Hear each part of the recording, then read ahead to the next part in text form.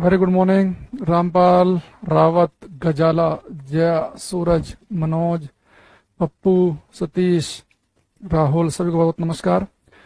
Very good morning. अच्छा, अभी ये कल ही, शायद कल या परसों एक पेपर हुआ था बिहार का।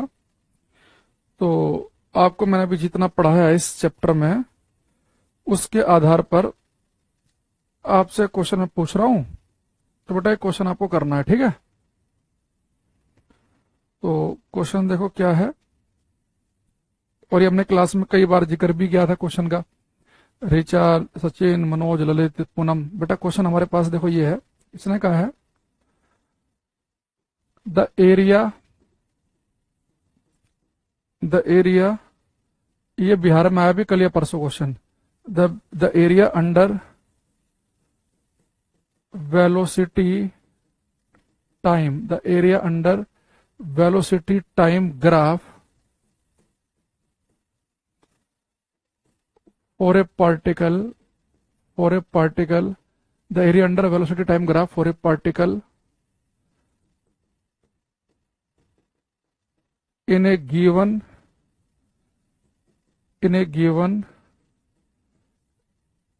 interval of time, represents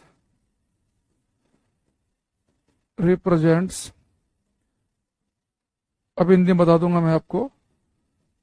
पहला ऑप्शन है डिस्प्लेसमेंट, दूसरा है एक्सेलरेशन, तीसरा है वर्क डन, एक मान लो नन ऑफ दीज। ठीक है, 5 ऑप्शन थे, वैसे अब 4 से काम चला लो। तो बेटा क्वेश्चन दिया उसने हमें पेपर में।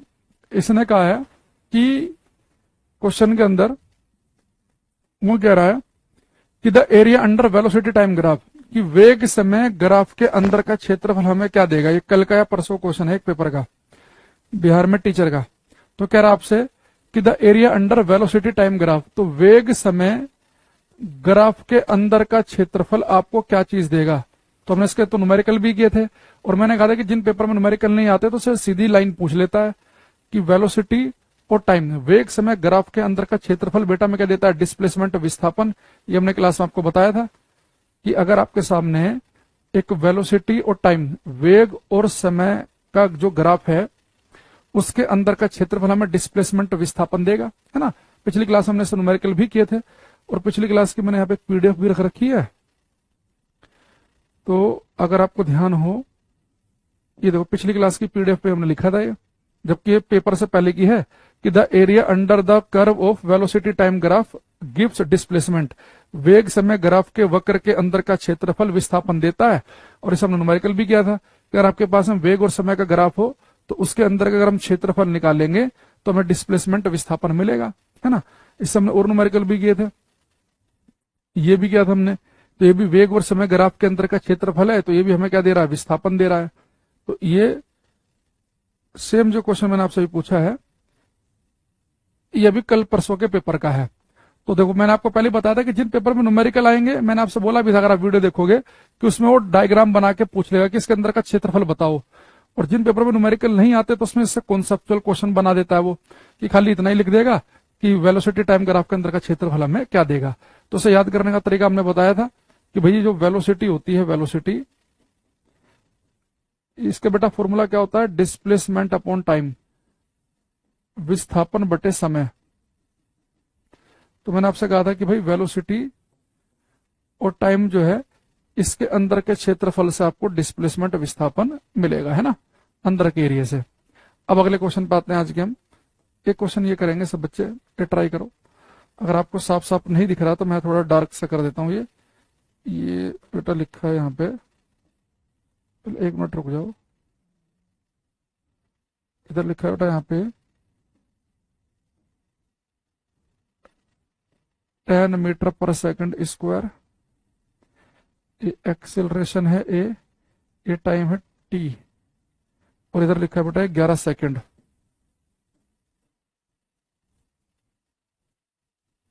11 ही लिखा था ना, हाँ 11 सेकंड लिखा है।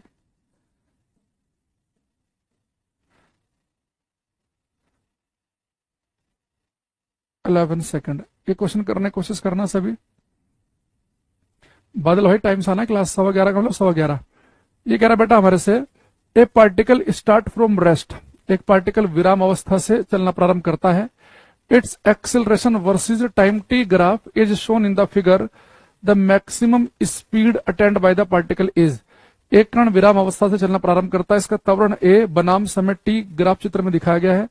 कण द्वारा प्राप्त अधिकतम गति यानी अधिकतम चाल, उसकी स्पीड क्या होगी, ये आपको बताना है कि मैक्सिमम क्या स्पीड होगी उसकी। प्रजापति, मनोज, बादल, पूनम, सब बच्चे करेंगे ट्राई क्वेश्चन।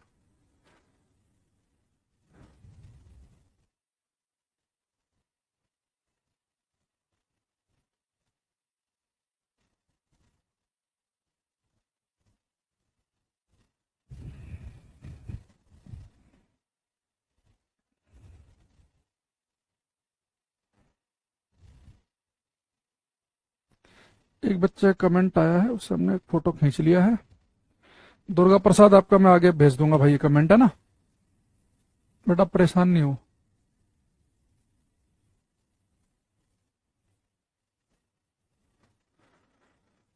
हाँ, मनोज, रावत, प्रजापति, सचिन, कुछ आंसर मेरे पास में आए हैं।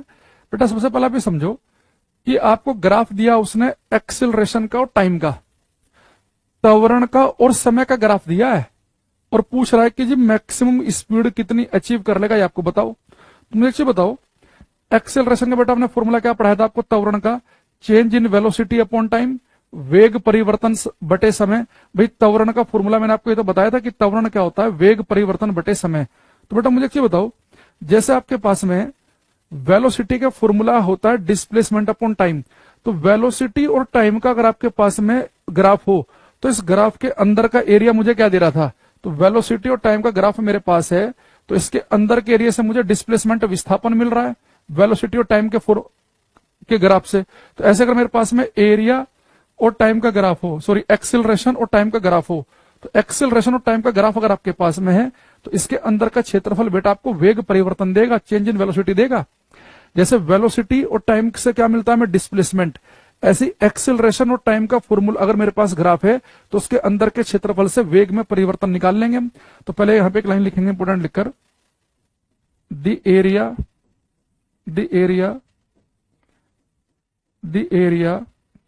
Under the curve of acceleration time graph gives change in velocity. Hindi में लिखेंगे, त्वरण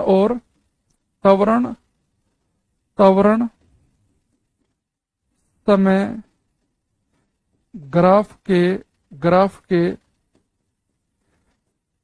वक्र के अंदर का क्षेत्रफल वेग परिवर्तन देता है। त्वरण समय ग्राफ के वक्र के अंदर का क्षेत्रफल त्वरण देता है।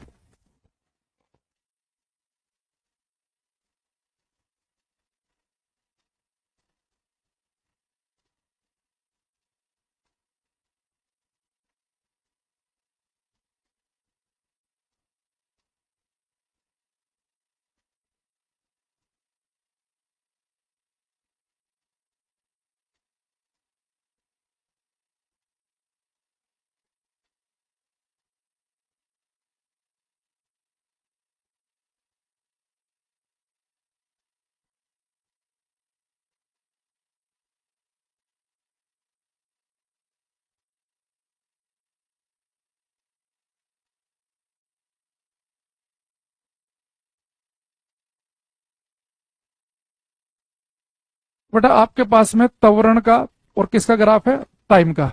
तो एक्सिलरेशन का और टाइम का मेरे पास ग्राफ है, इसके अंदर का क्षेत्रफल हमें देगा वेग परिवर्तन। तो यहाँ पे निकाल लो। अब देखो बड़े ध्यान समझना, पहले कॉन्सेप्ट को समझो। तो हम निकालेंगे बेटा यहाँ पे मैं एरिया निकाल लूंगा, एरिया। अब मुझे एक चीज बताओ, ये जो एक्सिलरेशन और टाइम का ग्राफ है, इसके अंदर का जो क्षेत्रफल है बेटा, किसका क्षेत्रफल बन रहा है, त्रिभुज का। तो त्रिभुज का क्षेत्रफल मैंने आपको बताया था 1/2 बेस इंटू हाइट होता है।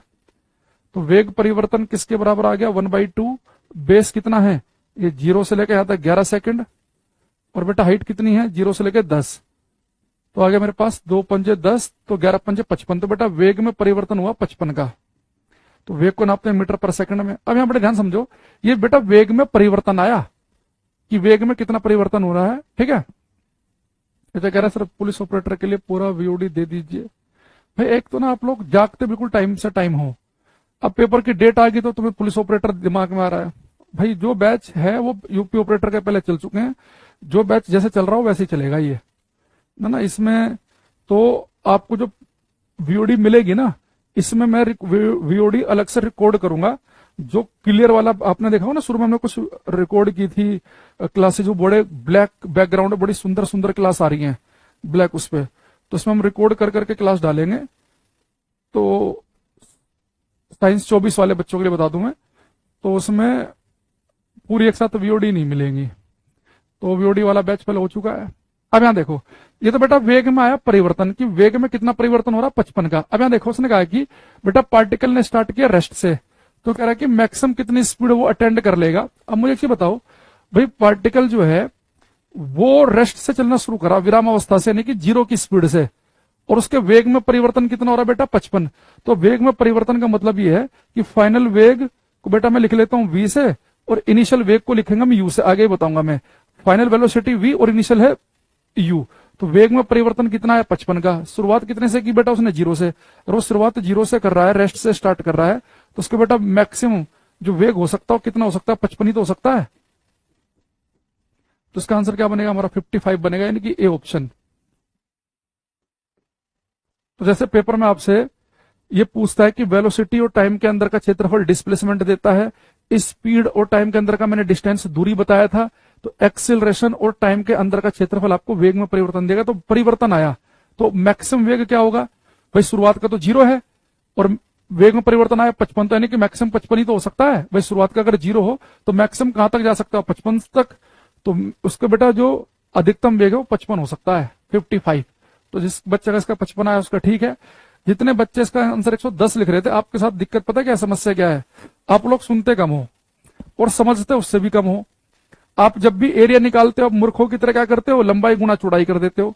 भैया आपको एरिया निकालना है कर्व के अंदर का एरिया, और एरिया क्या होता है, आप देखो ना कर्व के अंदर जो एरिया बन रहा है किसका एरिया बन रहा है, त्रिभुज का एरिया बन रहा है यहाँ, ट्रायंगल का। तो ट्रायंगल के एरिया में लंबाई गुना चौड़ाई नहीं होता, 1/2 भी आता है, 1/2 भी आता है, आधार 1/2 आधार गुना ऊंचाई। जो कर्व के अंदर का क्षेत्रफल अगर होता आयत का, रेक्टेंगल का, तो आप खाली लंबाई गुना चौड़ाई कर देते।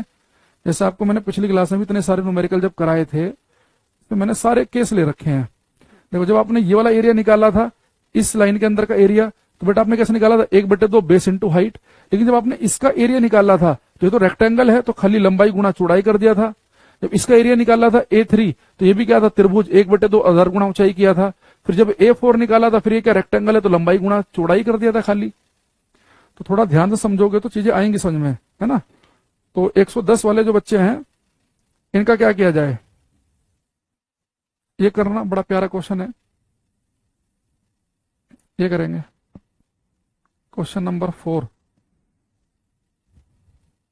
सूरज करे का ठीक था, वो और भी बच्चों का ठीक था, पूनम का भी सही था, मोहन का भी सही था, करो बाकी बच्चे।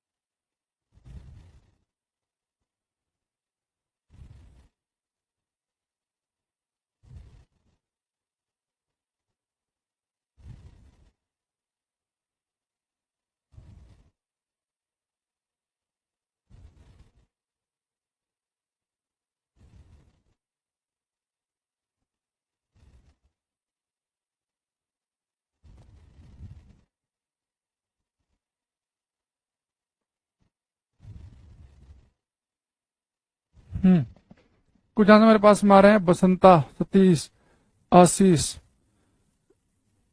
क्या कर रहे हैं भाई, रामपाल, प्रजापति, बहुत सारे बच्चों का लाइन से आ रहा है गलत। जितने बच्चे बी लिख रहे हैं इनका तो महागलत है। एक तो भाई बी लिखना बंद करो, यानी कि आपको बिल्कुल भी ग्राफ को बिल्कुल समझ नहीं है। यहां बेटा देख ध्यान समझना, इसने कहा है a body is thrown vertically upward, which one of the following graph correctly represent velocity versus time. बेटा मुझे एक चीज बताना, आपने अपने हाथ में क्या लिया, एक बॉडी ली, कोई वस्तु ली। इस वस्तु को जब मैं अपने हाथ में जस्ट पकड़ूंगा और ऊपर फेंकूंगा, ध्यान समझना, ये मेरे हाथ में जब कोई ऑब्जेक्ट होगा, जब मैं उसे फेंकूंगा तो सबसे ज्यादा उसकी वेलोसिटी तो शुरुआत में तो होगी भाई। मेरे हाथ में मार्कर है, जस्ट जब मैं फेंक रहा हूं उसे हम कहते हैं टाइम जीरो। जब मैं जस्ट शुरू करूंगा अपना ये इवेंट को शुरू करूंगा, जब मैं इसे ऊपर की तरफ फेंकूंगा तो मैक्सिमम वेलोसिटी तो उसकी फेंकते हुए होगी। जब ये ऊपर जा रहा होगा, जा रहा होगा, जा रहा होगा, जा रहा होगा, जा रहा होगा, तो मैक्सिमम हाइट पर तो उसकी वेलोसिटी जीरो ही हो जाएगी कुछ समय के बाद। भाई आप जो बी आप कह रहे हैं, बी वाले बच्चे पता क्या कहना चाह रहे हैं कि ठीक टाइम जीरो पर वेलोसिटी जीरो थी और ये वेलोसिटी बढ़ रही है, बढ़ रही है, बढ़ रही है, बढ़ रही है, बढ़ रही है। भाई विद टाइम तो वेलोसिटी घटनी चाहिए, तो बी तो सबसे ही गंदा आंसर है इसमें, बी तो होगा ही नहीं। अब यहां देखो, अगर आप एक ऑप्शन के ऊपर देखें तो एक ऑप्शन में क्या दिख रहा है कि जिस समय आपने टाइम जीरो पर वेलोसिटी कैसी है, मैक्सिमम, यहां तक ठीक है। सी ऑप्शन में कह रहा है कि यहां पे बेटा वेलोसिटी कैसी है, मैक्सिमम, और ठीक जब फेंक रहे हैं तो वेलोसिटी कैसी है, मैक्सिमम। भाई एक चीज मुझे बताओ कि जब कोई भी चीज मैं अपने हाथ में लूंगा, जब मैं उसे ऊपर फेंकूंगा, सबसे ज्यादा वेलोसिटी वेग तो उसका तभी होगा जब वो ऊपर की तरफ जा रही होगी, तो उसकी लगातार वेलोसिटी घट रही होगी, क्योंकि आपको पता है कि ग्रेविटी हर चीज को अपनी तरफ को खींचती है। तो नीचे आ रही वस्तु की स्पीड बढ़ती है और ऊपर जा रही की घटती है, तो ठीक इस टाइम पे होगी मैक्सिमम। अब आगे पढ़ते हैं। अब मुझे एक चीज बताओ, अब जैसे जैसे बेटा टाइम बढ़ेगा, टाइम आगे बढ़ रहा है तो वेलोसिटी लगातार डिक्रीज हो रही है। यहाँ पे वेलोसिटी इतनी थी, अब घट के इतनी रह गई, अब इतनी रह गई, इतनी रह गई, इतनी रह गई, यानी कि एक टाइम के बाद में क्या हो जाएगी, वेलोसिटी जीरो हो जाएगी, है ना। भाई जैसे वेलोसिटी जीरो कब होगी, जब वो अपनी मैक्सिमम हाइट पर पहुंच जाएगी। अब आपने ऑब्जेक्ट को ऊपर फेंका, उसकी वेलोसिटी घट रही है, घट रही है, घट रही है, घट रही है, एक टाइम पे क्या हो गई, जीरो, जीरो हो गई। अब बेटा ये फिर क्या कह रहा है हमारे से कि जब जीरो हो गई तो बेटा वेलोसिटी, अब वो ऑब्जेक्ट नीचे आएगा तो उसकी वेलोसिटी बढ़ेगी, तो बेटा वो वेलोसिटी अब उसकी अपोजिट डायरेक्शन में बढ़ेगी। देखो जब कोई वस्तु में ऊपर फेंकूंगा तो ऊपर जा रही उसकी वेलोसिटी घट रही है, घट रही, घट रही, घट रही, घट रही, एक पॉइंट पे हो गई जीरो। अब वो वापस आएगी तो उसकी वेलोसिटी अब इंक्रीज होने लगेगी। तो इंक्रीज बेटा किधर को हो रही है, अगर ये वाली डायरेक्शन आपने पॉजिटिव माननी है तो ये वाली तो नेगेटिव माननी पड़ेगी आपको, क्योंकि मैंने आपको बताया था कि अगर आप एक स्ट्रेट लाइन पर ही चल रहे हो तो अगर ये वाली डायरेक्शन आपकी पॉजिटिव है तो उसके अपोजिट वाली नेगेटिव होगी। इसमें क्या कह रहा है कि वेलोसिटी एक पॉइंट पे आके जीरो तो हुई, और फिर क्या होगी बेटा, जीरो होने के बाद में फिर उसी डायरेक्शन में वेलोसिटी बढ़ रही है। ऐसा थोड़ा ना होता है, कोई पत्थर आप ऊपर फेंको, उसकी वेलोसिटी एक पॉइंट पे जीरो हुई और फिर उसी के बाद उसी डायरेक्शन में बढ़ने लग जाए, तो ये ऑप्शन भी नहीं हो सकता हमारा आंसर। हमारा बेटा आंसर पता क्या है, देखो डी ऑप्शन देखो बड़े ध्यान से। ठीक जिस समय आपने पत्थर फेंका तो उसकी वेलोसिटी थी मैक्सिमम, अब उसकी वेलोसिटी घट रही है, घट रही है, घट रही है, घट रही है, घट रही है, एक पॉइंट पे आके वेलोसिटी हो गई जीरो। अब बेटा वेलोसिटी बढ़ेगी, पर वेलोसिटी बेटा पहले अब क्या होगी, पहले से अपोजिट डायरेक्शन में बढ़ेगी, तो यानी कि नेगेटिव डायरेक्शन में, तो इसका डी आंसर बनेगा। अगर आप यहाँ पे ये वाला ऑप्शन ले रहे हैं, अगर मान लो आपने सी ऑप्शन ले लिया, तो यानी कि ठीक टाइम पे, इसी टाइम पे बेटा ऑब्जेक्ट आपको ऊपर भी है और नीचे भी है, तो ये तो बिल्कुल भी ठीक नहीं है सी ऑप्शन। तो जब किसी ऑब्जेक्ट को हम ऊपर की तरफ फेंकते हैं तो उसका वेलोसिटी टाइम का ग्राफ कैसे बनेगा, इंपॉर्टेंट क्वेश्चन है ये, इसका ग्राफ ध्यान रखना। ये तो बी वालों ने पता नहीं शुरू में बी की लाइन आपने क्यों लगा दी, आप समझ रहे हो बात को। भाई आप एक बात समझो कि आपने ऑब्जेक्ट लिया यहां पे, तो जिस समय किसी ऑब्जेक्ट का ऊपर थ्रो करोगे तो सबसे ज्यादा उसका वेग तो ठीक उसी पॉइंट पर होगा। मैंने अपने हाथ में पत्थर लिया, पत्थर को मैं फेंक रहा हूं 100 की स्पीड से ऊपर, तो पत्थर ऊपर जा रहा है, जा रहा है, उसकी स्पीड एक पॉइंट पे आके जीरो हो गई, तो यानी कि शुरुआत में तो मैक्सिमम है। ठीक जब आपने पत्थर फेंका तो वेलोसिटी उसकी मैक्सिमम थी, अब उसकी वेलोसिटी घटते घटते एक समय के बाद हो गई जीरो। अब उसकी वेलोसिटी लगातार अब बढ़ेगी, पर बढ़ेगी कैसे उसकी, भाई ऊपर जाते समय तो उसकी वेलोसिटी घटते घटते एक पॉइंट पे जीरो हो गई, अब वो पत्थर वापस नीचे आएगा, यानी उसकी जो वेलोसिटी है वो नेगेटिव डायरेक्शन में बढ़ेगी। तो आंसर क्या बनेगा इसका, डी। ये बच्चा कह रहा मनोज प्लीज एक्सप्लेन, भाई क्या कर रहे हैं हम इतनी देर से, कह रहा है जी एक्सप्लेन करो। अच्छा और कैसा एक्सप्लेन करें, क्या कर रहा हूं मैं इतनी देर से, कह रहा है जी ये एक्सप्लेन कर दो।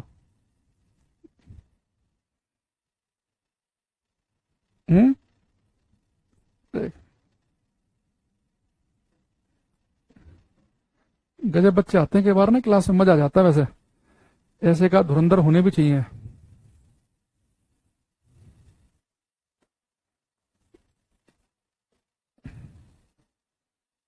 देखो, इसके लिए काम करता हूं मैं, इसको दोबारा आता हूं, थोड़ा सा और आगे एक चीज और बताता हूं आपको। अगर मैं आपसे कहूं कि एक वस्तु का acceleration 10 metre per second square है, तो पिछली क्लास में मैंने आपको ये लाइन जू की तो बताई थी कि आप इसी बात को ऐसे भी लिख सकते हो, metre per second upon second, क्योंकि सेकंड के सेकंड में मल्टीप्लाई होगी तो सेकंड स्क्वायर ही बन जाएगा। तो मैंने आपको एक बात बताई थी कि अगर एक वस्तु का एक्सेलरेशन त्वरण 10 है तो इसका मतलब क्या है। अगर एक वस्तु का एक्सेलरेशन 10 है तो मैंने बताया था इसका मतलब यह है कि भाई अगर वस्तु का एक्सेलरेशन 10 है तो यानी कि इस वस्तु की स्पीड हर सेकंड 10 बढ़ेगी या इसकी स्पीड हर सेकंड 10 घटेगी। स्पीड कब बढ़ती है, जिस डायरेक्शन में वेलोसिटी है, जिस डायरेक्शन में ऑब्जेक्ट भाग रहा है, जिधर को उसका वेग है।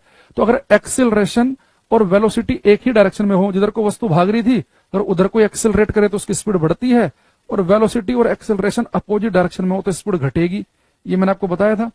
तो अगर वस्तु का एक्सेलरेशन 6 है तो उसकी स्पीड हर सेकंड 6 बढ़ेगी या हर सेकंड 6 घटेगी। वो डिपेंड इस बात पे करेगा कि वेलोसिटी और एक्सेलरेशन, त्वरण और वेग एक ही दिशा में तो स्पीड बढ़ती है, अपोजिट में तो घटती है। अब आप एक चीज समझो, अब आप एक शब्द यहां पर अगर मैं आपको बताऊं, एक शब्द अगर आपने सुना हो, एक्सेलरेशन ड्यू टू ग्रेविटी, ये शब्द लिखेंगे सब बच्चे और ब्रैकेट में लिखेंगे स्मॉल जी, गुरुत्वीय त्वरण। अभी मैं इस क्वेश्चन पर दोबारा आऊंगा, ये मैं सोचना कि छोड़ दिया मैंने बीच में, तो थोड़ा सा भाई मनोज के चक्कर में हम थोड़ा और डिटेल में जाते हैं। तो बेटा आप सभी ने acceleration due to gravity G जो है इसकी वैल्यू बचपन में पड़ी होगी, होती है 9.8 मीटर पर सेकंड स्क्वायर। तो जी का मान होता है 9.8, या आप मोटा मोटी ये कह सकते हैं कि जी की वैल्यू लगभग होती है 10। अब इसका मतलब समझने की कोशिश करना, इसका मतलब है क्या भाई। आप कहेंगे सर एक्सेलरेशन तो हमें पता है, एक्सेलरेशन का मतलब होता है वेलोसिटी में चेंज होना, वेग का बढ़ना या घटना। अब बेटा हम यहाँ पे एक्सेलरेशन, कौन सा एक्सेलरेशन पढ़ेंगे जो ग्रेविटी पैदा करेगी। तो मुझे एक चीज बताओ कि मेरे हाथ में मार्कर है, जब मैं इस मार्कर को ऊपर की तरफ फेंक रहा हूं तो एक चीज समझो भाई, एक्सेलरेशन के मैंने कहा था 3 मतलब है, स्पीड का बढ़ना भी एक्सेलरेशन, स्पीड का घटना भी एक्सेलरेशन, और दिशा का बदलना भी एक्सेलरेशन। तो मेरे हाथ में जो मार्कर है जब मैं इसे ऊपर फेंकूंगा तो इसकी स्पीड लगातार घट रही है, यानी ये एक्सेलरेट कर रही है। जब मैं मार्कर नीचे छोड़ूंगा तो इसकी स्पीड लगातार बढ़ रही है, यानी कि एक्सेलरेट कर रही है। और जब ऊपर जाकर इसकी डायरेक्शन भी एक पॉइंट पे चेंज होगी, यानी तब भी एक्सेलरेट कर रही है। तो जब किसी पत्थर को आप नीचे छोड़ते हैं या ऊपर फेंकते हैं तो एक्सेलरेट करता है वो, पर ये एक्सेलरेशन हो किसकी वजह से रहा होता है, ग्रेविटी की वजह से। ग्रेविटी यानी कि वो फोर्स जो धरती लगाती है, धरती माता किसी वस्तु पे जो बल लगाती है उसे हम कहते हैं ग्रेविटी। तो जब कोई वस्तु नीचे की तरफ आ रही होती है तो धरती माता उसे अपनी तरफ को खींच रही है तो उसकी स्पीड बढ़ रही है। कोई वस्तु आप ऊपर फेंक रहे हैं उसे भी धरती अपनी तरफ को खींच रही है तो उसकी स्पीड घट रही है। तो जब कोई वस्तु ऊपर जाए या नीचे जाए तो उसके अंदर जो एक्सेलरेशन होता है वो ग्रेविटी की वजह से होता है, और उसकी वैल्यू होती है 9.8। इसका मतलब पता क्या है, अगर आपके हाथ से कोई चीज छूट जाए, गिलास छूट जाए, चम्मच छूट जाए, थाली छूट जाए, पेन कॉपी छूट जाए, जब भी कोई चीज आपके हाथ से छूटेगी तो उसके अंदर बेटा एक्सेलरेशन कौन पैदा कर देगा, ग्रेविटी। ग्रेविटी खींचेगी। तो और मेरे हाथ से कोई भी चीज छूट जाए तो उसकी बेटा स्पीड हर सेकंड 9.8 बढ़ती है। तो जी की वैल्यू 9.8 का मतलब यह है कि जब भी कोई वस्तु मेरे हाथ से छूटेगी उसकी स्पीड नीचे आते समय हर सेकंड 9.8 बढ़ेगी। अगर मैं किसी चीज को ऊपर फेंक दूं तो ऊपर जाते समय किसी वस्तु की स्पीड हर सेकंड 9.8 घटती है। तो नीचे कोई वस्तु आएगी तो हर सेकंड स्पीड 9.8 बढ़ेगी और ऊपर जाएगी तो 9.8 घटेगी। तो जी की वैल्यू जो बचपन से आप रट्टा मार रहे हैं कि कोई वस्तु है जी की वैल्यू 9.8, इसका मतलब समझ में आया कि अगर मेरे हाथ से कोई पत्थर छूट जाए, उसकी स्पीड अगर अभी 0 है तो जी की वैल्यू लगभग 10 मान लो। मेरे हाथ में पत्थर है, स्पीड है 0, 1 सेकंड के बाद स्पीड बढ़ के हो जाएगी 10, 2 के बाद 20, 3 के बाद 30। कोई पत्थर ऊपर फेंको 50 की स्पीड से, अभी स्पीड 50 है, 1 सेकंड के बाद 40 रह जाएगी, फिर 30, फिर 20, फिर 10, फिर 0, फिर वापस नीचे आने लग जाएगी। तो एक्सेलरेशन जो ग्रेविटी पैदा करती है इसकी वैल्यू आपको पता चल गया। नॉर्मली जो हम एक्सेलरेशन देखेंगे डेली लाइफ में वो दिखेंगे इंजन की वजह से, कि आप बाइक चला रहे हैं, गाड़ी चला रहे हैं, तो वहां पे जो आपकी बाइक एक्सेलरेट कर रही है कि स्पीड 10 से 12, 14, 18, 16, 20 हो रही है, तो वो एक्सेलरेशन कौन कर रहा है, गाड़ी का इंजन पैदा। या ब्रेक लगा रहे हैं तो ब्रेक की वजह से आपकी गाड़ी की स्पीड घट रही है। तो डे लाइफ में जो आपको दिखते हैं ना एक्सेलरेट करते हुए, वो मशीन की वजह से हो रहा होता है। लेकिन अगर कोई वस्तु ऊपर नीचे गिर रही हो तो वहां पे एक्सेलरेशन होता है ग्रेविटी की वजह से, और उसकी वैल्यू 10 के आसपास की है। अगर आपको आइडिया है तो अब यहाँ पे दोबारा आओ, यहां समझो। अब बेटा मैंने एक पत्थर को ऊपर फेंका, एक पत्थर मैं ऊपर फेंक रहा हूं, तो मान लो कि मैंने कोई पत्थर जब ऊपर फेंका तो उसकी वेलोसिटी कितनी है, 100 मीटर पर सेकंड की। जब बेटा मैं पत्थर ऊपर फेंकूंगा तो वेलोसिटी की डायरेक्शन तो ऊपर है, और जो एक्सेलरेशन ग्रेविटी पैदा करती है उसकी वैल्यू होती है 10, और ये बेटा हमेशा नीचे की तरफ काम करता है, एक्सेलरेशन जो ग्रेविटी पैदा करे। तो यानी जिस समय मैंने पत्थर फेंका उस समय बेटा उसकी स्पीड कितनी थी, 100, है ना। तो ठीक टाइम 0 पर स्पीड उसकी 100 थी। 1 सेकंड के बाद आफ्टर 1 सेकंड, ये आफ्टर 1 सेकंड है, तो 1 सेकंड के बाद बेटा स्पीड, ये दोनों अपोजिट डायरेक्शन में तो स्पीड घटेगी, 1 सेकंड के बाद स्पीड रह जाएगी 90। 2 सेकंड के बाद बेटा आफ्टर 2 सेकंड स्पीड कितनी रह जाएगी, 80, है ना। ऐसी 3 सेकंड के बाद कितनी रह जाएगी, 1 सेकंड, अभी 0 पे 100 है, 1 सेकंड के बाद 90 रहेगी, 2 के बाद 80, 3 के बाद 70, 4 के बाद 60, 50, 5 के बाद 50, 6 के बाद ऐसा ना। तो 10 सेकंड के बाद आफ्टर 10 सेकंड स्पीड बेटा कितनी हो जाएगी इसकी, 0, घटते घटते ना। अब देखो सबसे ज्यादा बेटा वेलोसिटी ठीक टाइम 0 ले रहा हूं मैं, ये टाइम 0 पे वेलोसिटी कितनी है, 100, तो 100 मैंने यहां पे मान लिया, 100। ये फिर टाइम 1 सेकंड है, 2, 3, 4, 5, 6, 7, 8, 9, 10। अगर मैं यहाँ पे ऐसे ग्राफ बनाऊं तो बेटा टाइम 1 पर स्पीड कितनी हो गई इसकी, 90, फिर कितनी हो गई, 80, फिर कैसे हो, 70, 60, 50, 40, 30, 20, 10, और फिर से कितनी हो गई है, 0। तो यहां तक ग्राफ बन गया। अब बेटा जब इसकी वेलोसिटी 0 हो गई, अब फिर क्या हो गया, आपका ऑब्जेक्ट आपने ऊपर फेंका था, इसकी वेलोसिटी होगी 0, अब इसकी वेलोसिटी बढ़ना शुरू करेगी पर नीचे की तरफ। तो अगर आपने ऊपर वाली वेलोसिटी पॉजिटिव ली तो नीचे वाली को नेगेटिव लेना पड़ेगा, तो वेलोसिटी बढ़ेगी पर नेगेटिव डायरेक्शन में। तो इसलिए जो मैंने ग्राफ बनाया वो ग्राफ ये बनकर आया, ठीक है। एक बच्चा कह रहा ऑप्शन डी में पार्टिकल की इनिशियल वेलोसिटी तो 0 ज्यादा ही होगी। अरे भाई जब किसी पत्थर को तो ऊपर फेंकेगा तो शुरू में वेलोसिटी 0 थोड़ी ना होगी। जब किसी पत्थर को फेंकेगा तो कुछ वेलोसिटी से फेंकेगा ना, 100 से, 70 से, 90 से। तो ये तो काम ने कि ठीक टाइम 0 पर उसकी कुछ वेलोसिटी है, जैसे मैंने यहाँ पे 100 मान लिया। ये 1 सेकंड के बाद वालों उसकी वेलोसिटी घट के कुछ और हो जाएगी, 2 के बाद कुछ और हो जाएगी, 3 के बाद कुछ और हो जाएगी, और एक टाइम के बाद तो 0 ही हो जाएगी। तो उसकी जो वेलोसिटी है जब किसी पत्थर को आप ऊपर फेंकेंगे तो बेटा उसकी शुरुआत की वेलोसिटी 0 नहीं होगी। पत्थर अगर आप हाथ में ले रखा है 0 वेलोसिटी से फेंक रहे हैं तो पत्थर तो कहीं टिका रहेगा। किसी पत्थर को ऊपर फेंकेंगे तो इनिशियल कुछ वेलोसिटी होनी चाहिए, तो टाइम 0 पर कुछ वेलोसिटी होनी चाहिए, वो इस वाले ऑप्शन में बन रही है।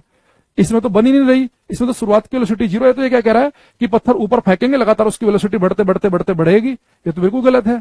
जब पत्थर ऊपर जाएगा तो वेलोसिटी घटते घटते एक पॉइंट पे 0 होगी। यहां तक ये ग्राफ भी ठीक है, ये ग्राफ भी सही है, पर ये फिर क्या कह रहा है कि जब वेलोसिटी 0 होने के बाद फिर से उसी डायरेक्शन बढ़ जाएगी, यानी वेलोसिटी ऊपर फेंकी एक पॉइंट पे 0 हुई और फिर पॉजिटिव डायरेक्शन में वेलोसिटी बढ़ रही है, तो गलत हो गया। तो ये नेगेटिव डायरेक्शन बढ़ेगी, क्योंकि ऊपर वाली डायरेक्शन हमने पॉजिटिव ली तो नीचे वाली नेगेटिव माननी पड़ेगी। तो हमारा आंसर क्या बनेगा इसका, डी ऑप्शन। अरे आप समझ में आया कि नहीं आया? जो बच्चे शुरू से क्लास देख रहे हैं वो मुझे एक बार कमेंट करके बताएंगे। अगर आपको समझ में आया तो वाई लिखो, नहीं आया तो एन। जो बच्चा बीच में आया ना वो होशियार ना बने बिल्कुल भी, चलती हुई क्लास में वो कोई कमेंट बाजी ना करे।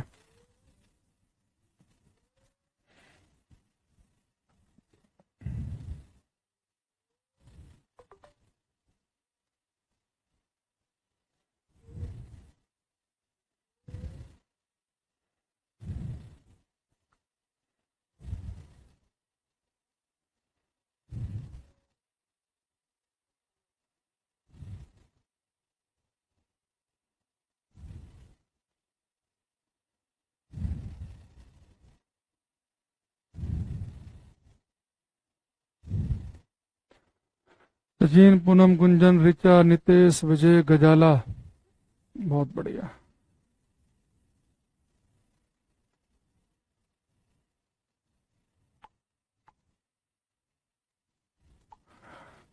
अनुज, प्रभु, ओके। अच्छा एक अभी इसमें एक क्वेश्चन आप ये वाला बताएंगे मुझे, तो इसका मतलब मैंने अभी आपको समझाया 2 मिनट पहले, तो मैं चाहूंगा कोई बच्चा से गलत ना करे। रावत, मुस्कान, भगवान, सब करो भाई।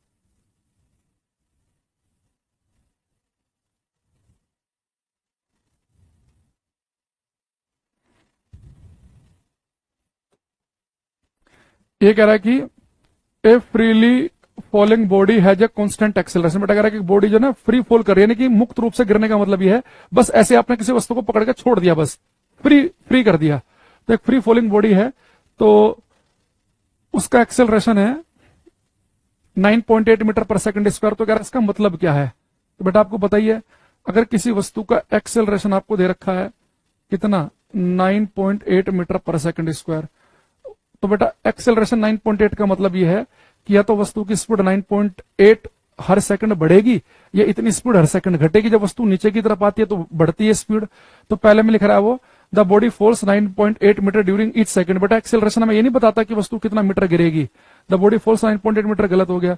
The speed of the body increases by 9.8 metre per second during each second. C option सही है, सी इसका करेक्ट आंसर है। ये प्रजापति तेरा मुर्गा बना के पिटाई करनी पड़ेगी, डी बता रहा है इसका आंसर। ये पूनम और अंकिता भी इसकी बहनें हैं, ये दोनों देखो, ये गरिमा विजय ए बता रहे हैं, सचिन डी बता रहा है। भाई ईमानदारी से बताओ, मेहनत करके पढ़ाई मतलब पास हुए हो या आज तक केवल नकल की है? कुछ समझना नहीं है? अभी 2 मिनट पहले ही बताया, अगर किसी वस्तु का एक्सेलरेशन 9.8 है तो एक्सेलरेशन क्या होता है, वे चेंज इन वेलोसिटी, वेग में परिवर्तन। तो मैंने कहा था अगर एक्सेलरेशन 9.8 है इसका मतलब यह है कि उस वस्तु की स्पीड 9.8 बढ़ेगी, जब वस्तु नीचे गिरेगी हर सेकंड स्पीड 9.8 बढ़ेगी और ऊपर जाएगी तो स्पीड हर सेकंड 9.8 घटेगी। ये धुरंधर डी बता रहे हैं। यहां देखना एक्सेलरेशन कैसा है बेटा, एक कांस्टेंट एक्सेलरेशन है, एक्सेलरेशन है कांस्टेंट। और आप डी में क्या कह रहे हो, the acceleration of the body increases, तो कहां का कांस्टेंट है वो जब एक्सेलरेशन इंक्रीज हो रहा है? भाई एक कांस्टेंट एक्सेलरेशन, देखो यहां समझो,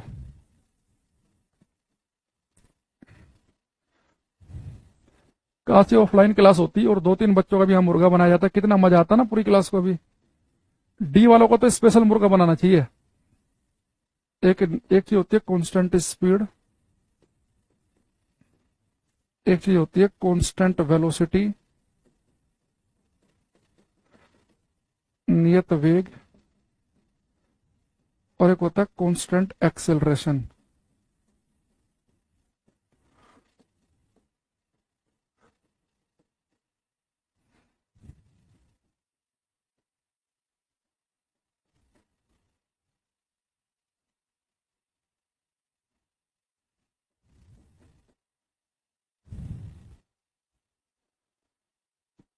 मान लो की स्पीड है 60 किलोमीटर पर घंटा, कांस्टेंट वेलोसिटी है प्लस 80 किलोमीटर पर घंटा,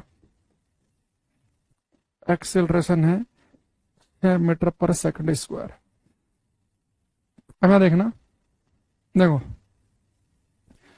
सब बच्चों को कांस्टेंट स्पीड का मतलब तो पता है। अगर कोई कार कांस्टेंट स्पीड से चल रही है, स्पीड है उसकी 60 किलोमीटर पर घंटा, तो कांस्टेंट स्पीड हमें बताती है कि ये कार हर घंटे में 60 किलोमीटर दूर जाएगी। तो कांस्टेंट स्पीड हमें बता रही है कि ये कार 1 घंटे में 60 किलोमीटर जाएगी, अगले घंटे भी 60 ही जाएगी क्योंकि स्पीड तो कांस्टेंट है। ऐसा नहीं है कि पहले घंटे चली गई 60, अगले घंटे जाएगी 120 और उससे अगले घंटे चलेगी नहीं, स्पीड उसकी कांस्टेंट है। भाई एक ही स्पीड से भागना, जैसे मैं कह दूं कि भाई आपकी जो सैलरी है फिक्स है, हर महीने आपको 60,000 रुपए मिलेंगे, आपकी फिक्स सैलरी कर दी 60,000 रुपए महीना, तो हर महीने 60,000 मिलेंगे। ये नहीं है कि एक महीने 1,20,000 दे दिया अगले महीने दिए ही नहीं, ये आपकी एवरेज सैलरी नहीं बताई मैंने, कहा कि आपकी फिक्स सैलरी हर महीने 60,000 रुपए आपको मिलने हैं। तो स्पीड कांस्टेंट का मतलब क्या है कि आप हर घंटे 60 किलोमीटर जा रहे हैं, पहले घंटे भी 60 किलोमीटर, दूसरे भी 60 किलोमीटर, तीसरे भी, चौथे भी, आपकी स्पीड कांस्टेंट है। वेलोसिटी कांस्टेंट का मतलब क्या बेटा, आप हर घंटे यहाँ पे 80 किलोमीटर जा रहे हैं, और वेलोसिटी पॉजिटिव का मतलब है कि जो भी आपने पॉजिटिव डायरेक्शन ली है, मान लो आपने पॉजिटिव डायरेक्शन मान रखी है ये वाली, तो आपकी कार हर घंटे 80 किलोमीटर जा रही है पॉजिटिव डायरेक्शन में। पॉजिटिव मान लो आपने पूरब को पॉजिटिव डायरेक्शन मान रखा, ईस्ट को, तो लगातार आपकी कार हर घंटे 80 किलोमीटर जा रही है। ठीक, एक्सेलरेशन बेटा कांस्टेंट का मतलब ये है कि अगर एक्सेलरेशन है 6, यानी वस्तु की स्पीड है तो हर सेकंड 6 बढ़ेगी या हर सेकंड 6 घटेगी, वो डिपेंड करेगा कि जिधर को वेलोसिटी है उधर कोई एक्सेलरेशन हो, जिधर को वस्तु भाग रही है उधर को आप धक्का मारें तो स्पीड बढ़ेगी, और एक्सेलरेशन वेलोसिटी अपोजिट में तो घटेगी। तो बेटा अगर एक्सेलरेशन अगर 6 है तो इसका मतलब यह है कि वस्तु की स्पीड, कांस्टेंट एक्सेलरेशन का मतलब पता क्या है, कांस्टेंट एक्सेलरेशन का मतलब यह है, देखो एक मूर्ख और आ गया, कितनी क्लास में खत्म होगा सिलेबस, पढ़ाना शुरू नहीं किया, सिलेबस खत्म करना है। पहली क्लास में बता रखा भाई कम से कम 65-70 क्लास लगेंगी, पर लेकिन क्या करें, आदत से मजबूर है, पढ़ना है, नहीं चलती हुई क्लास में आकर डिस्टर्ब करेंगे, कितनी क्लास होगी तेरा भाई, वैसे भी हो नहीं पाएगा, तू रहने दे क्लास ना, छोड़ दे। अब देखो एक्सेलरेशन अगर 6 है तो इसका मतलब ये है कि ऑब्जेक्ट की स्पीड हर सेकंड 6 बढ़ेगी या हर सेकंड 6 घटेगी। कांस्टेंट एक्सेलरेशन का मतलब ये है, ये नहीं है कि इस सेकंड तो स्पीड 6 बढ़ गई, अगले सेकंड 2 बढ़ गई, फिर 8 बढ़ गई, फिर 3 बढ़ गई, फिर 9 बढ़ गई। तो कांस्टेंट एक्सेलरेशन हमें क्या कहता है, अगर वस्तु का एक्सेलरेशन 9.8 है, कांस्टेंट एक्सेलरेशन का मतलब ये है कि स्पीड हर सेकंड बढ़ेगी, तो नीचे जब कोई वस्तु गिरेगी पर हर सेकंड ही 9.8 बढ़ेगी, ये नहीं कि किसी सेकंड 9.8 बढ़ गई, किसी सेकंड 15 बढ़ गई, किसी सेकंड 20 बढ़ गई, किसी सेकंड 2 बढ़ी। तो अगर कोई फ्री फॉल बॉडी कर रही है, उसका एक्सेलरेशन कांस्टेंट का मतलब ये है कि उसका एक्सेलरेशन फिक्स है, कि उसकी स्पीड हर सेकंड जितनी बढ़नी होगी वो फिक्स है, कि हर सेकंड 9.8 ही बढ़ेगी नीचे गिरते समय, और ऊपर जाते समय हर सेकंड 9.8 ही घटेगी। या जी के में अगर मैं 10 मान लूं अभी, तो मेरे हाथ में कोई पत्थर है, उसकी स्पीड अभी 0 है, ठीक 1 सेकंड के बाद 10 होगी, 2 के बाद 20, 3 के बाद 30, क्योंकि हर सेकंड फिक्स है, स्पीड 10 ही बढ़ेगी और ऊपर जाते समय हर सेकंड 10 ही घटेगी। तो कांस्टेंट एक्सेलरेशन आपको ये बताता है। तो कांस्टेंट स्पीड आपको क्या बता रही है कि आप हर सेकंड या हर घंटे कितना दूर जाएंगे। कांस्टेंट वेलोसिटी आप हर घंटे कितना दूर जाएंगे और किस दिशा में जाएंगे। लेकिन एक्सेलरेशन आपको बता रहा होता है कि कांस्टेंट एक्सेलरेशन की अगर एक्सेलरेशन 3 है तो हर सेकंड 3 स्पीड बढ़ेगी, अगर पॉजिटिव एक्सेलरेशन है हर सेकंड 3 स्पीड बढ़ रही है, और माइनस में है तो हर सेकंड स्पीड 3 घट रही है। ये नहीं है कि कभी स्पीड 3 बढ़ गई, कभी 2 बढ़ गई, कभी 1.5, कभी आधी, कभी 12, कभी 4। तो कांस्टेंट है एक्सेलरेशन, यानी कि जो चेंज आएगा वो फिक्स है कि हर सेकंड इतनी स्पीड बढ़ेगी, हर सेकंड उतनी ही घटेगी। आई होप कि अब आपको समझ में आ गया होगा। ये आई बात समझ में? ये तो एक्सेलरेशन 9.8 का मतलब समझ में आया, इसका मतलब क्या है? हम्म,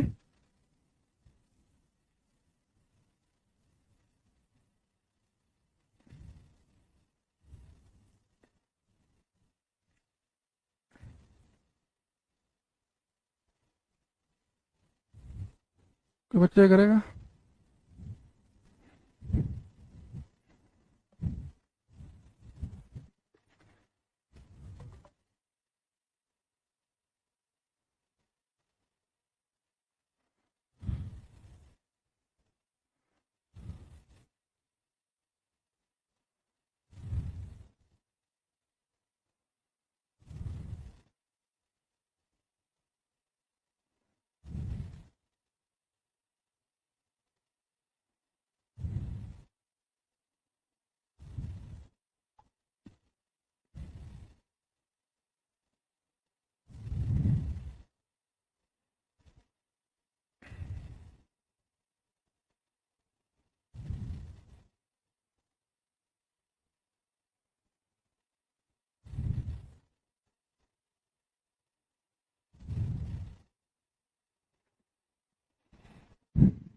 प्रजापति, बसंत, पूनम का आंसर आया। बेटा देखो क्या लिखा है इसने, the distance time graph of A particle moving along A curve path is a straight line. तो कह रहा है बेटा कि एक डिस्टेंस टाइम का जो ग्राफ है, डिस्टेंस टाइम ग्राफ, तो मैंने कहा था आपसे जो चीज लिखी होगी पहले, तो डिस्टेंस टाइम लिखा ना, तो जो चीज पहले लिखी है उसे हम वाई एक्सिस पर लिखेंगे। तो डिस्टेंस टाइम, तो वाई एक्सिस पर जाएगा डिस्टेंस, आ जाएगा टाइम। तो कह रहा है कि distance time graph of A particle moving along A curve path is a straight line. देखिए स्ट्रेट लाइन ग्राफ है, ठीक।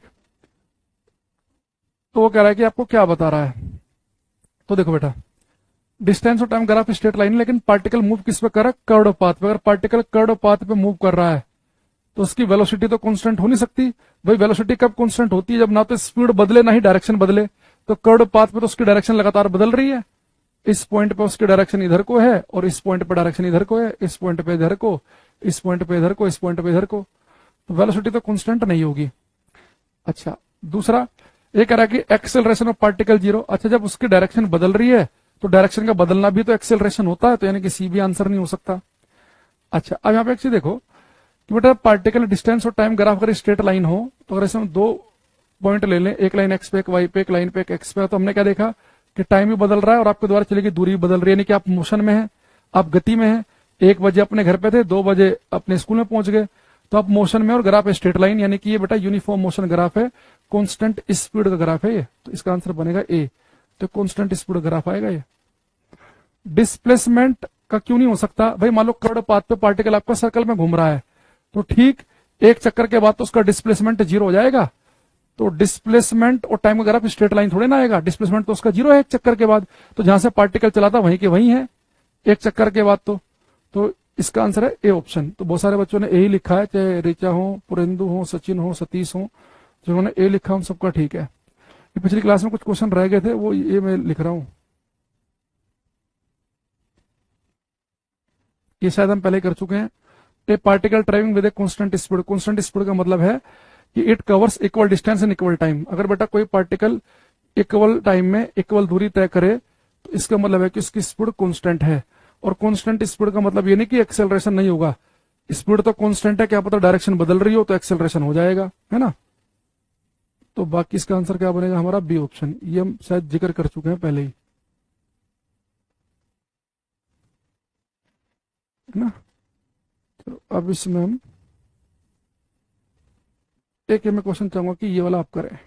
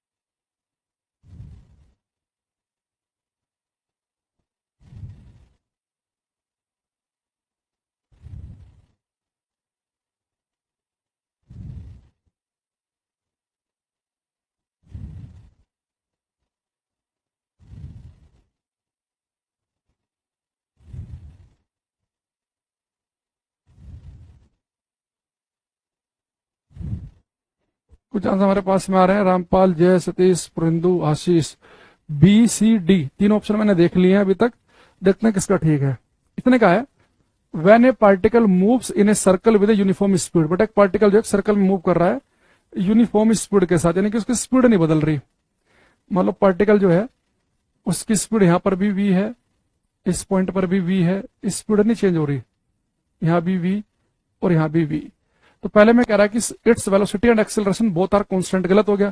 पर जब पार्टिकल एक सर्कल पे घूमेगा तो उसकी डायरेक्शन तो बदल रही है, तो डायरेक्शन जब उसकी चेंज होगी तो वेलोसिटी तो कांस्टेंट हो ही नहीं सकती। बी में लिख रहा है कि its velocity is constant but acceleration changes. C में लिख रहा है its acceleration is constant but velocity changes. बेटा वेलोसिटी चेंज हो रही है, ऑप्शन भी गलत हो गया हमारा। Its velocity and acceleration both change, ये भी गलत हो गया। सॉरी सॉरी सॉरी, एक मिनट। पार्टिकल मूव कर रहा है यूनिफॉर्म स्पीड के साथ में, जब वो यूनिफॉर्म स्पीड के साथ में चेंज कर रहा है तो स्पीड तो उसकी कांस्टेंट है, स्पीड कांस्टेंट है, लेकिन उसका जो एक्सेलरेशन होगा उसकी स्पीड कांस्टेंट है, लेकिन बेटा उसकी वेलोसिटी कांस्टेंट नहीं होगी। क्योंकि वेलोसिटी कांस्टेंट क्यों नहीं होगी? क्योंकि डायरेक्शन बदल रही है। तो डी में क्या लिख रहा है? Velocity and acceleration both are constant. तो वेलोसिटी तो कांस्टेंट हो ही नहीं सकती क्योंकि डायरेक्शन बदल रही है। Its velocity is constant, B option भी हो गया गलत। अब बचा सी और D. Acceleration is constant, velocity changes. Its velocity and acceleration both changes. तो दो चीजें हमारे पास यहां बची, सी और डी में से कोई सा आंसर है, क्योंकि हमें इतना तो पता है कि भाई वेलोसिटी तो चेंज होगी, है ना। वेलोसिटी क्या होगी? चेंज। बेटा देखो, ये मुझे लगा था शायद ये दूसरा क्वेश्चन है, अब ये प्रॉपर सर्कल का क्वेश्चन आ गया। जब हम सर्कुलर मोशन पढ़ेंगे, वृत्त गति पढ़ेंगे, तो मैं आपको बताऊंगा कि भाई अगर आपके पास एक समान वृत्त गति का क्वेश्चन हो, यूनिफॉर्म स्पीड से अगर कोई पार्टिकल सर्कल पे घूम रहा है, तो मैं आपको वहां पे पढ़ाऊंगा कि भाई उसकी वेलोसिटी जो है, उसका वेग जो है वो डायरेक्शन बदलने की वजह से चेंज करेगा। चेंज होगा, डायरेक्शन चेंज हो रही है तो वेलोसिटी चेंज होगी। लेकिन जो एक्सेलरेशन है, जो त्वरण है, इसके एक्सेलरेशन का मैग्नीट्यूड नहीं बदलेगा। अगर मान लो कोई पार्टिकल एक सर्कल पे घूम रहा है और उसका एक्सेलरेशन है 10 मीटर पर सेकंड स्क्वायर, तो हर पॉइंट पर उसका एक्सेलरेशन का मैग्नीट्यूड कांस्टेंट रहेगा, वेलोसिटी तो वेरी करेगी। पर ये अब क्वेश्चन जो है हमारे पास इस सर्कल का, आगे चलो जब सर्कल पढ़ाऊंगा तब डिटेल में बता दूंगा। तो यहाँ पे लिखेंगे हम इट्स, यहाँ पे लिख लेना, ये मिसिंग है, magnitude of acceleration is constant but velocity varies. इसके त्वरण का परिमाण स्थिर है। अभी अगर आपको समझ में नहीं भी आया तो कोई बात नहीं, जब हम सर्कल पढ़ेंगे ना ये डिटेल में आ जाएगा। वहां पे ये गलती से मेरे से चूज हो गया क्वेश्चन। तो जब कोई वस्तु एक समानुपाती गति में होगी, तब ये मान के चलो कि मुझे केवल ए और बी ऑप्शन आपको समझाना था कि वस्तु क्या है, एक सर्कल पे घूम रही है, उसकी स्पीड तो यूनिफॉर्म है, स्पीड नहीं बदल रही, स्पीड नहीं बदल रही, लेकिन डायरेक्शन तो चेंज हो रही है। तो डायरेक्शन अगर चेंज हो रही है तो वेलोसिटी तो कांस्टेंट हो ही नहीं सकती। तो ये इसमें कह रहा है कि वेलोसिटी उसकी कांस्टेंट है, तो गलत हो गया। इसमें भी कह रहा है बी में की वेलोसिटी कांस्टेंट है, तो ये गलत हो गया। यानी उसकी वेलोसिटी क्या करेगी, चेंज करेगी। तो अभी इतना ध्यान रखना, ठीक है। तो अभी ये मैग्नीट्यूड लिखा मैंने प्रवेंदु, जब हम आएंगे ना सर्कुलर मोशन पे तब आपको हम डिटेल में बता देंगे। तो अभी थोड़ा सा अवॉइड कर दो फिलहाल के लिए।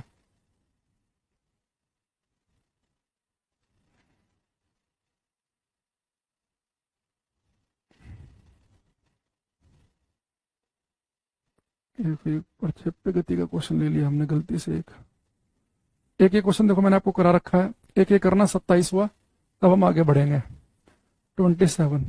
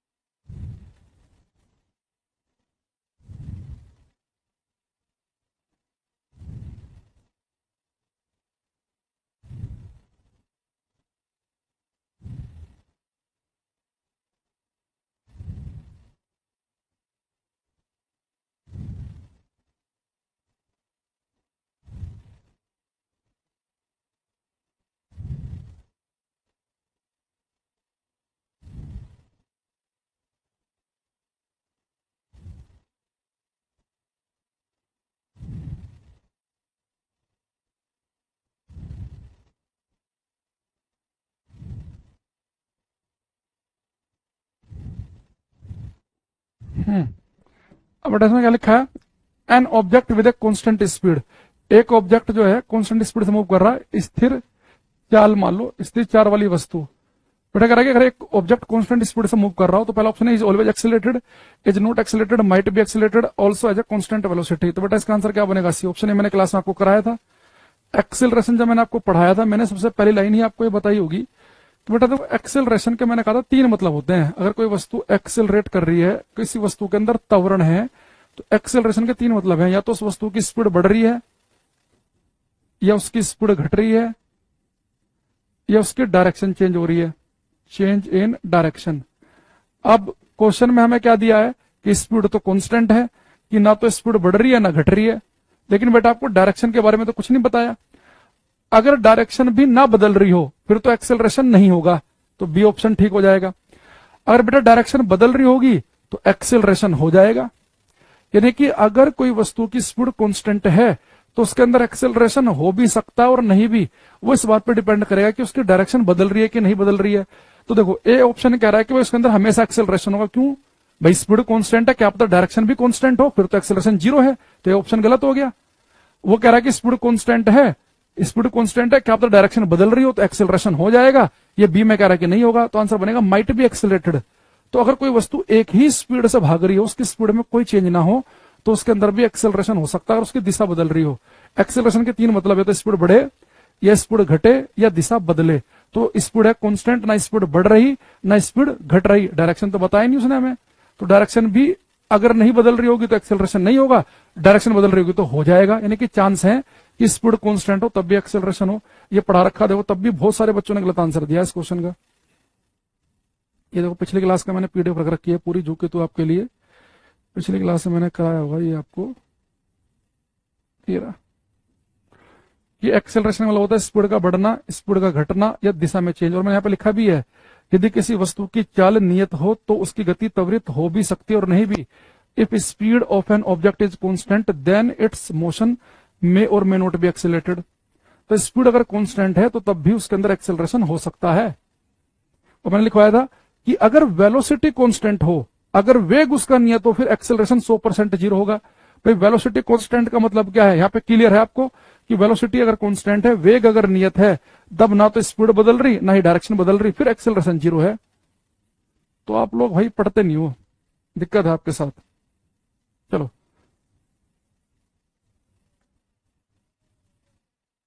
अब थोड़ा सा आगे की तरफ बढ़ते हैं। यहाँ देखो, अब लिखेंगे हम क्लास में इक्वेशंस ऑफ मोशन, इससे न्यूमेरिकल आएंगे, गति के समीकरण, इक्वेशंस ऑफ मोशन, गति के समीकरण।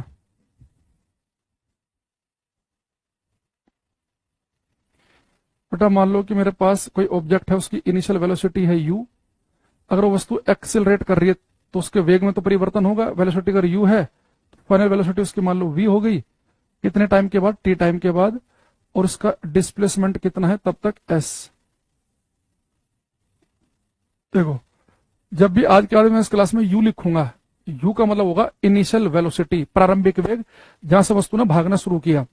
अगर वस्तु रेस्ट से भागना शुरू करेगी तो इनिशियल वेलोसिटी लिखेंगे जीरो, यानी कि जीरो से भागना शुरू किया उसने, तो u क्या है यहाँ पे, उसकी इनिशियल वेलोसिटी। इनिशियल वेलोसिटी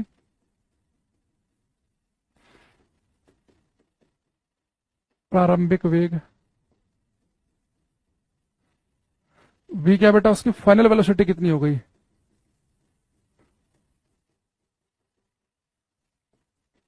अंतिम वेग। अच्छा बेटा वेलोसिटी अगर बदल रही है, वेलोसिटी में चेंज है, तो यानी कि वस्तु क्या कर रही होगी, एक्सेलरेट। ए बेटा यहाँ पे कांस्टेंट एक्सेलरेशन। कांस्टेंट एक्सेलरेशन का मतलब मैंने आपको आज ही बताया है कि अगर एक्सेलरेशन 12 है तो हर सेकंड स्पीड 12 ही बढ़ेगी, और -12 है तो हर सेकंड 12 ही घटेगी। ये नहीं कि किस सेकंड 12 स्पीड बढ़ गई, कभी 6 बढ़ गई और कभी 18 बढ़ गई। नियत त्वरण, एस का मतलब वस्तु का डिस्प्लेसमेंट, विस्थापन कितना हुआ है। अगर वस्तु एक सीधी रेखा में भाग रही होगी तो आप एस को दूरी भी मान सकते हैं, क्योंकि दूरी विस्थापन तब बराबर होता है अगर सीधी रेखा में चलेगी। और टी का मतलब है टाइम, टाइम टेकन, लिया गया समय। तो आज का जब भी मैं इस क्लास में बात करूंगा कि एक वस्तु की वेलोसिटी 5 मीटर पर सेकंड थी, 3 सेकंड के बाद 12 हो गई, तो 5 थी यानी कि u की वैल्यू 5 और 12 हो गई फाइनल, तो v की वैल्यू 12 और टाइम कितना लगा 3। एक्सेलरेशन जो भी निकालना होगा हम निकाल लेंगे। अब मैं आपके सामने 3 इक्वेशन लिखवाऊंगा, तो इस v में, u में, a में, t में क्या रिलेशन है इन सब में, ताकि अगर पेपर में आपको 3 चीजें देके चौथी चीज पूछ ले या 2 देके तीसरी पूछ ले तो हम कैसे कैसे निकाल सकते हैं, वो सारी बातें हम क्लास में करेंगे। तो यहां देखना बच्चे ध्यान से। तो पहली बेटा हमारे पास जो इक्वेशन है वो है ये, v equal to u plus a t. Second वाली जो इक्वेशन, अब देखो जो पहली इक्वेशन है, कई बार पेपर में डायरेक्ट आपसे ये नहीं पूछेगा कि गति का पहला समीकरण क्या है, v equal to u plus a t. कई बार खुद ही दे देगा v equal to u plus a t में बताओ u क्या है, इनिशियल वेलोसिटी, इसमें a क्या है, कांस्टेंट एक्सेलरेशन। ठीक, अच्छा अब इससे भी आगे बढ़ता है वो, कई बार वो कहता है कि जो गति का पहला समीकरण है, जो फर्स्ट इक्वेशन ऑफ मोशन है, इसे हम क्या कहते हैं। बेटा इसमें ध्यान रखना, अब पहला शब्द याद रखना और आखिरी। तो गति का जो पहला समीकरण है, इसमें फर्स्ट शब्द क्या है, फाइनल वेलोसिटी, अंतिम वेग यानी कि वेग है, और लास्ट वाला क्या है, टाइम। तो बेटा गति के पहले समीकरण को हम वेलोसिटी टाइम इक्वेशन भी कहते हैं।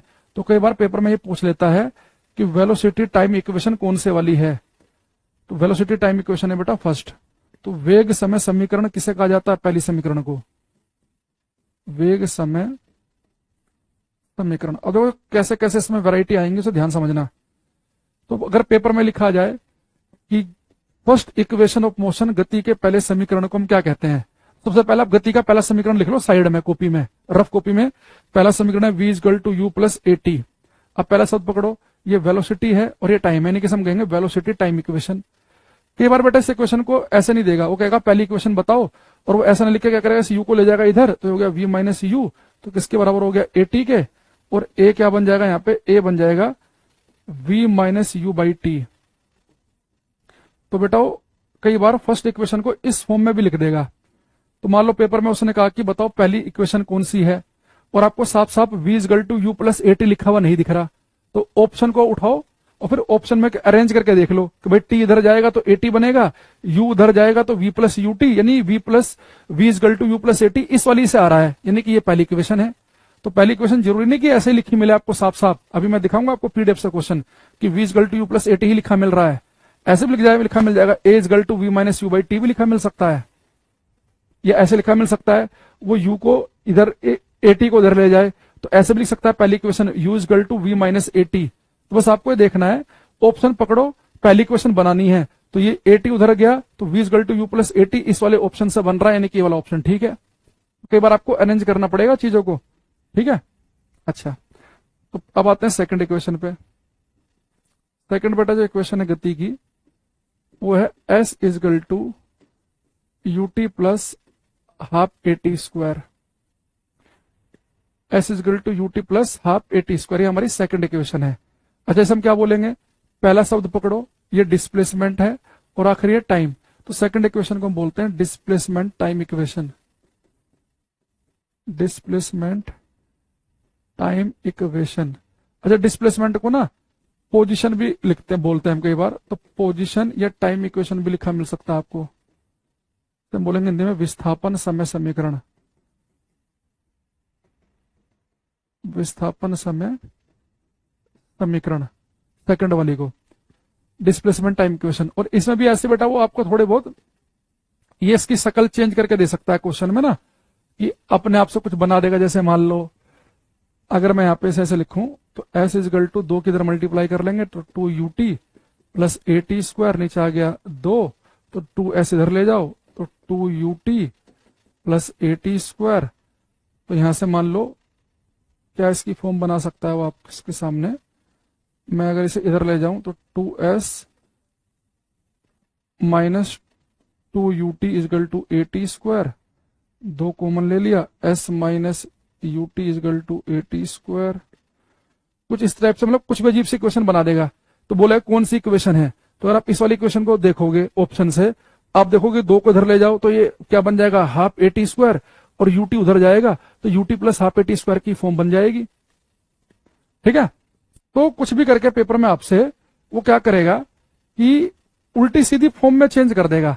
तो फिर आपको हर ऑप्शन को पकड़ के देखना पड़ेगा कि किस ऑप्शन से मेरा ये वाला बन रहा है, s equal to u t plus half a t square. अच्छा, डिस्प्लेसमेंट का बेटा एक तरीका और ध्यान रखना, जैसे मान लो अगर मैं आपसे कहूं कि आपका जो ऑब्जेक्ट है इसकी इनिशियल वेलोसिटी कितनी है u, अगर ये ऑब्जेक्ट आपका कांस्टेंट एक्सीलरेशन से मूव कर रहा है, यानी कि हर सेकंड वेलोसिटी में जो चेंज है वो फिक्स है, नियत त्वरण से चल रहा है और उसकी वेलोसिटी होगी फाइनल v, तो बेटा एवरेज वेलोसिटी आप निकाल सकते हैं, इनिशियल वेलोसिटी फाइनल को जोड़ के 2 से डिवाइड कर दो। तो अगर कभी ऐसा हो रहा हो पेपर में, ध्यान समझना, अगर कभी ऐसा हो कि आपका ऑब्जेक्ट एक कांस्टेंट एक्सीलरेशन चल रहा है, एक नियत त्वरण से चल रहा है, और उसकी वेलोसिटी u से v हो गई, तो एवरेज वेलोसिटी निकाल सकते हैं u plus v by two. पर यहां ध्यान रखना कि एक्सेलरेशन कांस्टेंट होना चाहिए, यानी अगर एक्सेलरेशन 2 है तो यानी कि स्पीड हर सेकंड 2 ही बढ़नी चाहिए, 10 से 12, 14, 16, 18, 20। तो अगर ऑब्जेक्ट कांस्टेंट एक्सेलरेशन नियत त्वरण से चले तो उसकी एवरेज वेलोसिटी हम ऐसे निकाल सकते हैं। अच्छा, हमें पता है कि वेलोसिटी बेटा क्या होती है, एवरेज वेलोसिटी का मैंने आपको क्या फॉर्मूला लिखवाया था क्लास में, कि एवरेज वेलोसिटी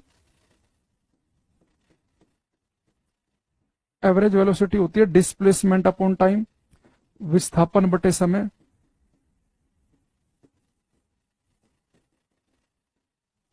तो वेलोसिटी जो है बेटा एवरेज वेलोसिटी, तो इसका फॉर्मूला क्या बन जाएगा, डिस्प्लेसमेंट के लिए s, टाइम के लिए t। तो s क्या हो गया, एवरेज वेलोसिटी इनटू टाइम। अगर ऑब्जेक्ट कांस्टेंट एक्सेलरेशन चल रहा हो तो उसकी एवरेज वेलोसिटी क्या होती है, u plus v by two into t. आपके पास बेटा एस निकालने का एक फॉर्मूला ये भी याद रखना, एस इजगल टू होता है u plus v by two into t. ये कैसे आया भाई? डिस्प्लेसमेंट क्या होता है? Average velocity into time. तो बेटा एवरेज वेलोसिटी तो है ये u plus v by two. अगर ऑब्जेक्ट कांस्टेंट एक्सेलरेशन से नियत त्वरण से मूव कर रहा हो तो उसकी एवरेज वेलोसिटी ऐसे भी निकाल सकते हैं। तो एक तरीका तो देखो ये है, अगर आपको डिस्प्लेसमेंट का फॉर्मूला एक्सेलरेशन के फॉर्म में लिखना है तो UT plus half a t square आएगा। लेकिन अगर आपको एक्सेलरेशन का यूज नहीं करना फॉर्मूले में तो s equal to u t u plus v by two into t. तो डिस्प्लेसमेंट के दो फॉर्मूले याद रखेंगे आप, डिस्प्लेसमेंट के दो फॉर्मूले याद रखने हैं। तो सेकंड इक्वेशन को हम दो तरीके से लिख सकते हैं, u t plus half a t square से भी लिख सकते हैं और u plus v by two into t से भी लिख सकते हैं। ठीक है, अब आते हैं तीसरे इक्वेशन पे। तीसरी इक्वेशन हमारे पास v square equal to u square plus two a s. ठीक है, और इस वाली इक्वेशन को बताओ हम क्या बोलेंगे। जैसे हमने इसे बोला डिस्प्लेसमेंट टाइम इक्वेशन, पहले वाली को हमने बोला वेलोसिटी टाइम इक्वेशन, तीसरे वाली इक्वेशन को हम क्या कहेंगे ये आप मुझे बताओ।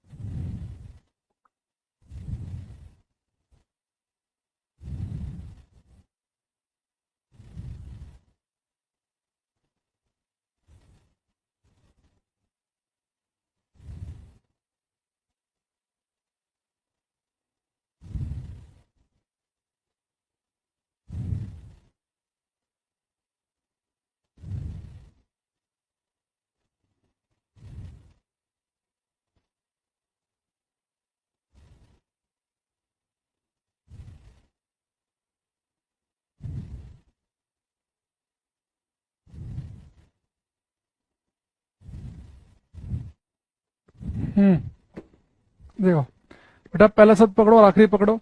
तो ये लिखा है वेलोसिटी, फाइनल वेलोसिटी लिखा है डिस्प्लेसमेंट। तो वेलोसिटी डिस्प्लेसमेंट इक्वेशन है ये, वेलोसिटी डिस्प्लेसमेंट इक्वेशन है ना। और तीसरा वाली इक्वेशन को भी थोड़ी शकल सूरत बदल के ऐसे लिख सकता है वो, जैसे u को इधर ले जाओ तो v square minus u square equal to हो गया टू ए एस, तो यहां से s हो गया v square minus u square upon two a.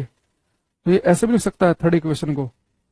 तो कुल मिला के बस आपको इतनी सारी फॉर्म याद नहीं रखनी, आपको मैं बता रहा हूं पहली क्वेश्चन में बस यही याद रखना, v equal to u plus a t ही याद रखना है। और वो शकल सूरत बदल देगा तो ऑप्शन से चेक कर लेना कि किस ऑप्शन से ये वाली शकल बन जाएगी।